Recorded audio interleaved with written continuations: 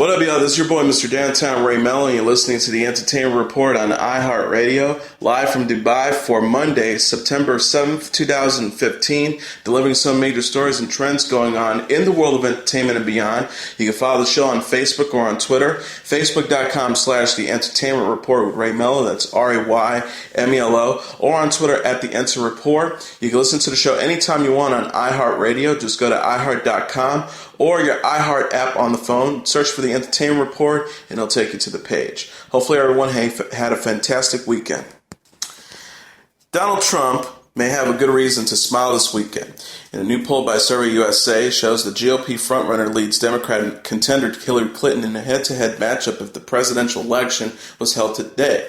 Among the 1,000 adults polled, Trump won 45% to Clinton's 40%, with 16% of respondents undecided.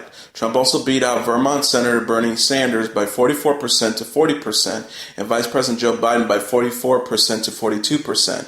When asked who they thought would be the major party nominees, 44% of voters thought Clinton would end up the Democratic Party nominee, while only 30% thought Trump would win the GOP nomination. This marks a big turnaround in the polls for Trump. A recent CNN ORC poll showed Clinton ahead of the real estate mogul by 6%. Another poll out earlier this week found that the only Republican beating Trump in a head-to-head primary matchup is Ben Carson. Trump may have scored an unofficial endorsement from New England's Patriots quarterback Tom Brady. Barstool sports writer John Federberg tweeted a picture of what appeared to be Brady's locker. Inside it is a red baseball cap with the GOP frontrunner's campaign slogan. The picture was accompanied by the caption, "Tom wants to make America great again." Trump has repeatedly appeared in public wearing a similar hat since announcing his presidential bid in June.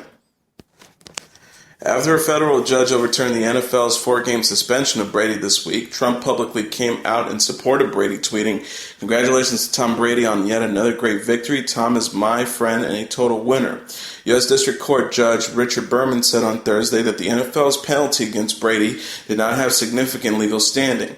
Brady has insisted he is innocent of a conspiracy to deflate balls during the AFC Championship game last season against the Indianapolis Colts. But NFL Commissioner Roger Goodell said on Thursday that the league is appealing the rule in order to uphold the collectively bargaining responsibility to protect the integrity of the game. Brady is set for a season opening matchup with the Pittsburgh Steelers in Foxborough this Thursday. And in another related story, former NBC newsman Tom Brokaw is apparently not a big fan of Republican presidential frontrunner Donald Trump. According to Mediate Report, the legendary NBC newsman was at the National Book Festival in Washington, D.C. on Saturday to discuss his book, A Lucky Life Interrupted, when he told the crowd that the idea of covering Trump was not exactly his cup of tea. Brokaw said, "If I was at NBC News right now leading with Donald Trump every night, I'd call in sick." The room apparently erupted in applause following the comment. Brokaw told Politico recently that the Trump phenomenon will fizzle out as he becomes a victim of the UFO rules in politics. At some point, the unforeseen will occur and something will tank him. Brokaw is not the only one who thinks Trump isn't worthy of news coverage. In July, the Huffington Post announced it will cover Trump in its entertainment section instead of its politics vertical. The site's Washington bureau chief, Ryan Grimm, and editorial director Danny Shea wrote, "Our reason is simple. Trump's campaign is a sideshow."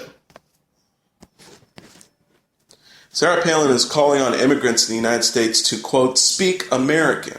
The former Republican vice presidential nominee made the comments on Sunday on CNN's State of the Union. She was responding to a question from host Jake Tapper, who mentioned the dust-up between GOP presidential hopefuls Donald Trump and Jeb Bush after Trump suggested candidates should not speak Spanish on the campaign trail.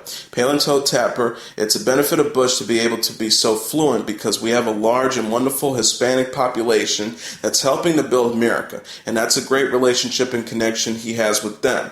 On the other hand, I think we can send a message and say, you want to be in America? A, you better be here legally or you're out of here. B, when you're here, let's speak American. Let's speak English, and that's a kind of unifying aspect of a nation, is the language that is understood by all." Palin also disagrees with South Carolina Governor Nikki Haley, who said last week that the Republican Party, quote, "often appears cold and unwelcoming to minorities." Palin said, "I can't think of any Republican that I know who would have that in their heart. The Republican Party is the party that would wish to bring people in together, stand together, put America first, she added. Palin started out the interview by discussing President Obama's recent visit to her home state of Alaska. She slammed the president for changing the name of the country's tallest peak from Alaska's Mount McKinley to its local name of Denali. She said, "I think a lot of criticism, though, Jake, is just that Obama would spend the time, the effort, the political capital, even on such a thing when the Middle East is a tinderbox, our economy still sucks, so many things are going wrong right now that are under his purview, and yet he would kind of make it a big darn deal to come up here and rename a mountain." Palin also pitched herself as energy secretary if Donald Trump is elected president.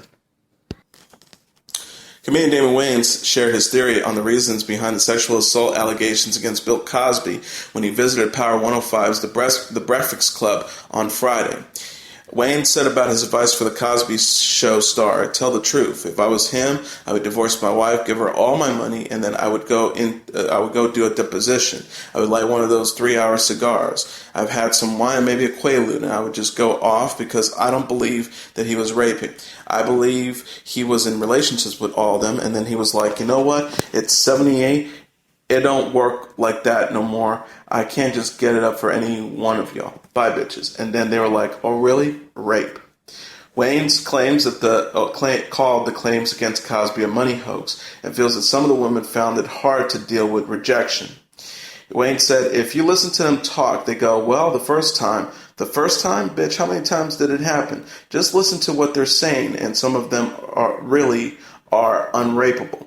I just look at them and go, you don't want that? Get out of here," Wayne said. He added, "How big is his penis that it gives you amnesia for 40 years? The comedian also noted that other famous Hollywood names haven't received the same backlash as Cosby for alleged sex crimes. Wayans calls out Woody Allen and Seventh Heaven star Stephen Collins as examples. Wayans continued, "You know what Bill Cosby did wrong? He started criticizing young black men. Then he lost us, and so we're not supporting them. They see that opening, so you know what? Attack him, kill him. But the dude from Seventh Heaven, his show is still on TV. Woody Allen is making movies and shows." Wayne also discussed co-creating Living Color, being fired from SNL, and the struggles of comedians before touching upon Tracy Morgan's horrific car accident. According to Wayans, Morgan settled with Walmart to receive $90 million, although Morgan's rep told TMZ that Wayans would have no knowledge of the exact figure. Director Ava DuVernay has signed with the CAA, the Hollywood Reporter has confirmed. DuVernay's work on the 2014 Martin Luther King biopic earned her a Golden Globe nomination for Best Director. The film was nominated for 2 Academy Awards for Best Picture and Best Original Song, winning the prize for the latter. And the movie I'm referring to is Selma. DuVernay recently confirmed that she had turned down an opportunity to direct star Chadwick Boseman in Marvel's Black Panther, explaining that she and the producers had different ideas for the story. She told Essence, "I love meeting Chadwick and the writers and the Marvel execs. In the end, it comes down to a story, and we just didn't see eye to eye. Better for me to realize that now than cite creative differences later." TBS has opted to cancel reality competition series King of the Nerds after 3 seasons, co-host Curtis Armstrong announced Friday. The series, produced by Electrics and 5x5 Media, ended its 3rd season in March with an average of 2.7 million total viewers, including streaming.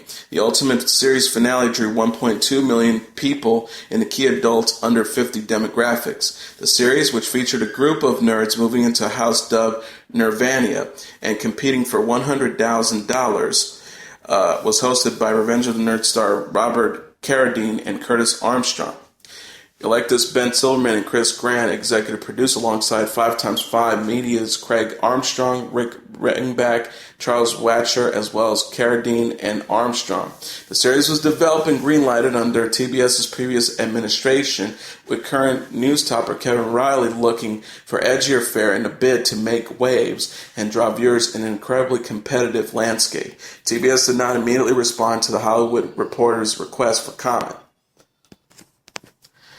After a 90-minute hearing in a Denver federal courthouse, U.S. District Judge John Kane had granted Aretha Franklin's emergency injunction motion to stop the film Amazing Grace from premiering Monday at the Telluride Film Festival. The documentary has been scheduled to screen at 7:30 p.m. Monday in Telluride. In the wake of the court ruling, the festival announced it would screen Jennifer P. Dumb's Sherpa, a documentary about the Sherpas who assist climbers on Mount Everest, in that screening slot. While the festival sends out a notice alerting festival goers that a Colorado judge has granted the injunction to block the screening of Amazing Grace at the Telluride Film Festival and announcing the Sherpa substitution, it did not immediately offer any further comment on the situation. As first reported by The Hollywood Reporter, the legendary singer filed papers late yesterday over a film that used Sidney Pollack's shot footage of her 1972 concert performance at the New Missionary Baptist Church in Los Angeles. She argued that the deal she originally had made with producers allowed them to film the performance but required her consent to distribute the film, and that Amazing Grace improperly used her likeness and name. To win an injunction, Franklin needed to show a likelihood of prevailing in the lawsuit plus irreparable harm, and Kane, in a 3-page ruling, granted a temporary restraining order, found that she had hurdled past through legal requirements. Warner Brothers, via quitclaim deed, the ruling stated, in 2008, a producer named Alan Elliott obtained the rights to the footage of the concert. The quitclaim deed made specific reference to the need to get Ms. Franklin's permission to use the concert footage. Elliott did not obtain such permission, so Kane granted an order preventing the showing of the film for at least 14 days. In a phone interview with The Hollywood Reporter after the ruling, Judge Kane said that the decision was an easy one. He said he had to have permission from her, and he didn't. He went ahead without having her consent. In addition, Franklin, who called in to the hearing from Detroit for 10 minutes, was questioned by attorneys, has a right to enforce her right to publicity. Kane said she's under no obligation to give them permission. It is extremely rare for a judge to enjoin a film from being released. But Kane said that the issue of the First Amendment did not come up at the hearing and was not relevant because the real issue was contractual.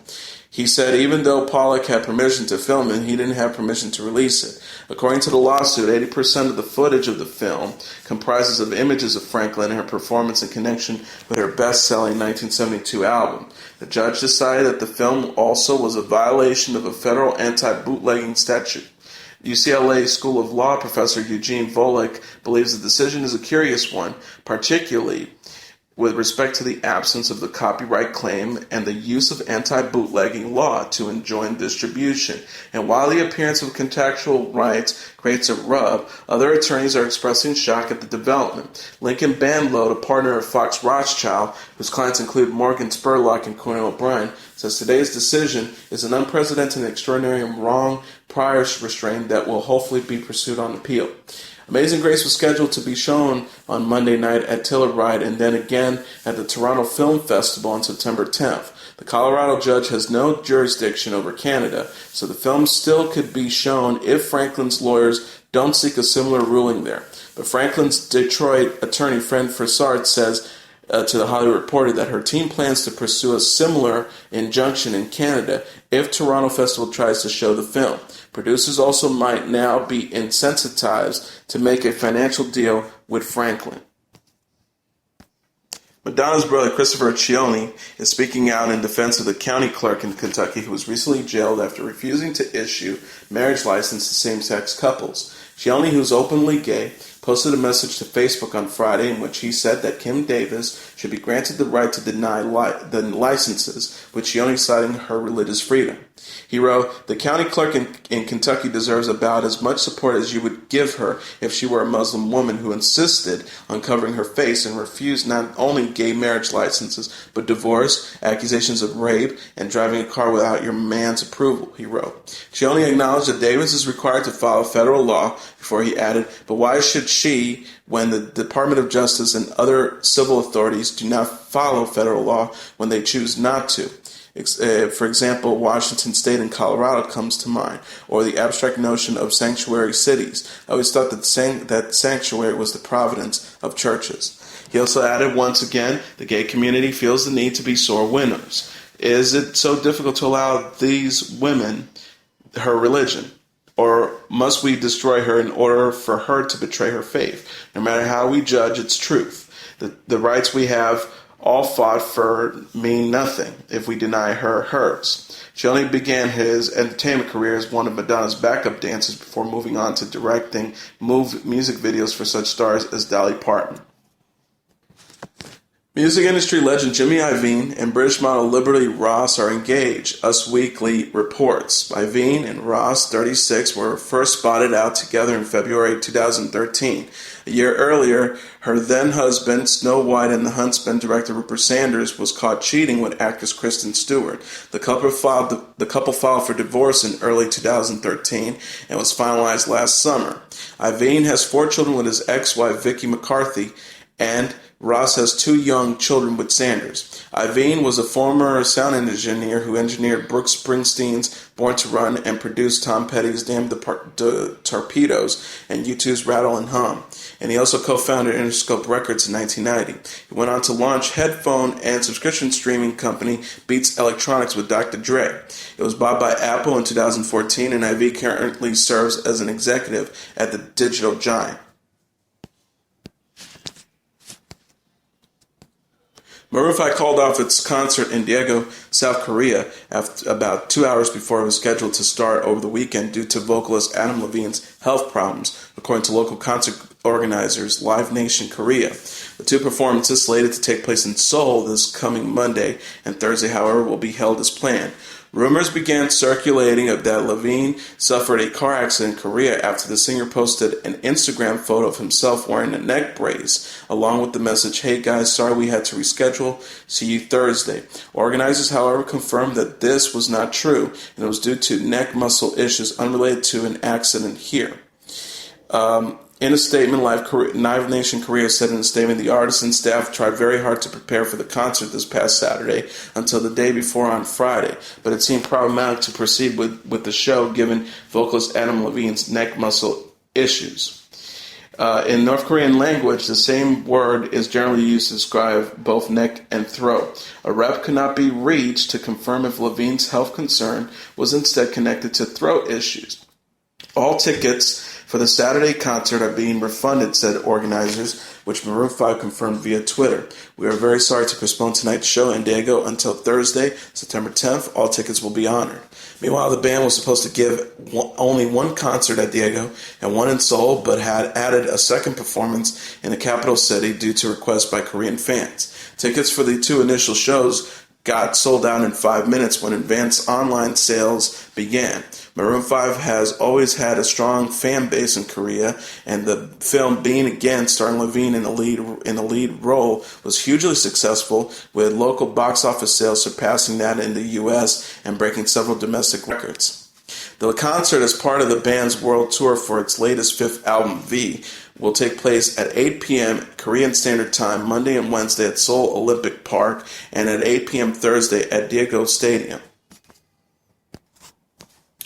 Superheroes a la Avengers Age of Ultron rang in summer 2015 with one of the biggest openings in history, but the season ended on a decidedly quiet note as Eurocorp's The Transporter refuel failed to ignite audiences. Instead, the race for number 1 was between Holdovers War Room, a Christian drama from Sony TriStar Affirmed label, and Straight Outta Compton. On Saturday, the contest was too close to call, but it now looks like War Room will win the long holiday weekend with an estimate $12.3 million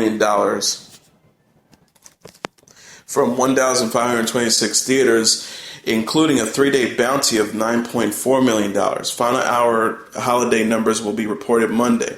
War Room, fueled by African-American audiences, will approach $28 million through Sunday in a need win for Sony. Summer 2015 was a volatile ride at the box office overall, despite being the second best ever in terms of North American revenue, with an estimate of $4.48 billion, according to Rentrack predictions. Universal soared and joined the record run that's capped by Compton.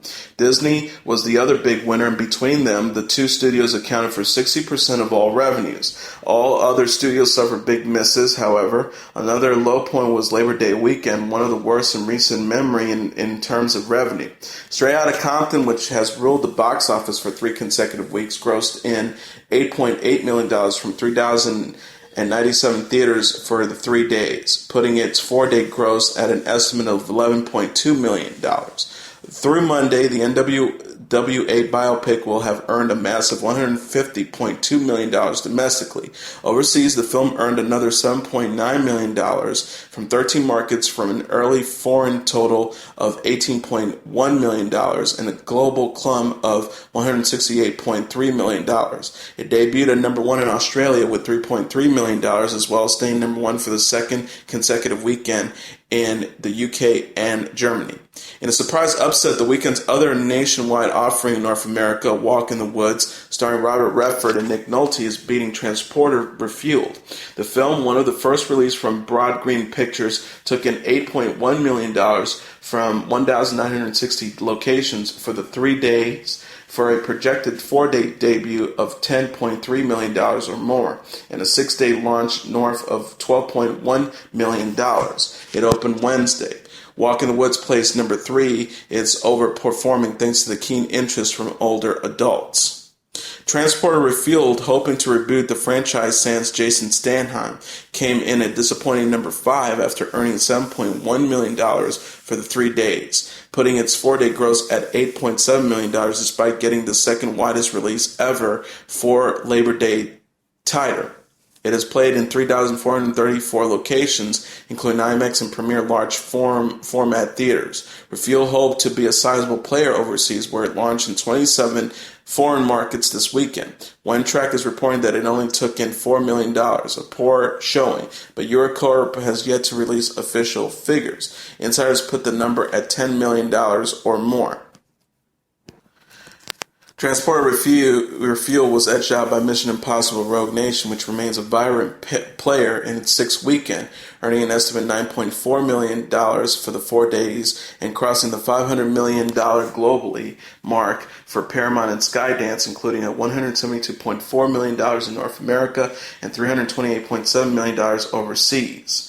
While a success, Rogue Nation will have a hard time matching the last installment, Mission Impossible Ghost Protocol, $694.7 million. It is yet to open in China, where fellow Paramount and Skydance release Terminator Genisys has made big gains, grossing $108.8 million at the Chinese box office and lifting its worldwide come to $435.9 million.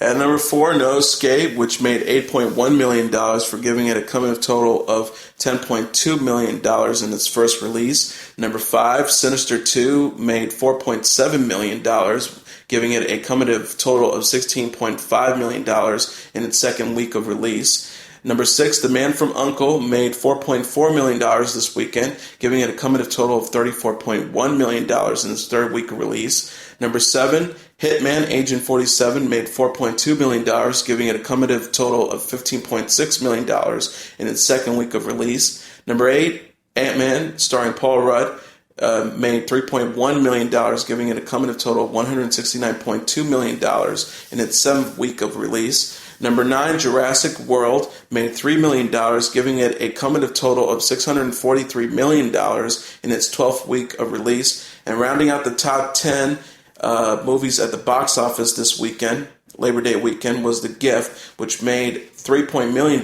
giving it a cumulative total of $35.8 million in its 4th week release.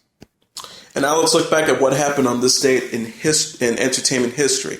On this day in 1996, hip-hop recording artist and actor Tupac Shakur is shot several times in Las Vegas, Nevada, after attending a boxing match. Shakur was riding in a black BMW with Death Row Records founder Marion Suge Knight when a white Cadillac sedan pulled alongside and fired into Shakur's car. Knight was only grazed in the head, but Shakur was hit several times. He died in the hospital several days later. Although Shakur's killer was never identified, some believe Orlando Anderson, a member of the Los Angeles gang Southside Crips, was responsible. Earlier in the evening, prior to the Mike Tyson-Bruce Seldon heavyweight fight, Anderson had been attacked in the lobby of the MGM Grand Hotel by a group of Death Row Records members, including Suge Knight. When a video of the attack came to light, Knight, who was out on parole at the time, had to return to prison to serve a 9-year sentence. Suspecting revenge as a motive, Shakur's mother filed suit against Anderson for her son's death. But the case was never resolved because Anderson was shot to death in May 1998 in a shootout outside a Los Angeles car wash. Shakur has been involved had been involved in a string of violent encounters before the shooting in Las Vegas. In 1993, he was convicted of assault and battery after an attack on a music video producer. That same year, a limousine driver claimed that Shakur had severely beaten him. In 1995, while on trial for sexually abusing a young woman in a hotel room, Shakur was shot 5 times during an alleged robbery attempt in a New York recording studio, sparking the East Coast-West Coast rivalry with the Notorious B.I.G. He was also later convicted of sexual assault. In 1996, he was sent to prison for violating probation and for failure to complete his mandated community service. Before his death, Shakur was also the defendant in a couple of civil lawsuits. When Ronald Ray Howard shot a Texas state trooper to death after listening to Shakur's song in 1993, the trooper's widow filed suit against Shakur for manufacturing and distributing music that allegedly incited imminent lawless action. In October 1994, 2 17-year-old kids from Milwaukee killed a police officer in a sniper attack after claiming they had been geeked up by Shakur's music. And that is your entertainment report for Monday, September 7th, 2015. I'm your host, Mr. Downtown Ray Mello. I'll be back tomorrow to deliver some major stories and trends going on in the world of entertainment and beyond. You can follow the show on Facebook or on Twitter, facebook.com /The Entertainment Report with Ray Mello. That's RAYMELO. Or on Twitter at The Enter Report. You can listen to the show anytime you want on iHeartRadio. Just go to iHeart.com or your iHeart app on your cell phones. Search for The Entertainment Report and it'll take you to the page. Everyone have a great day. Good night. And God bless you all.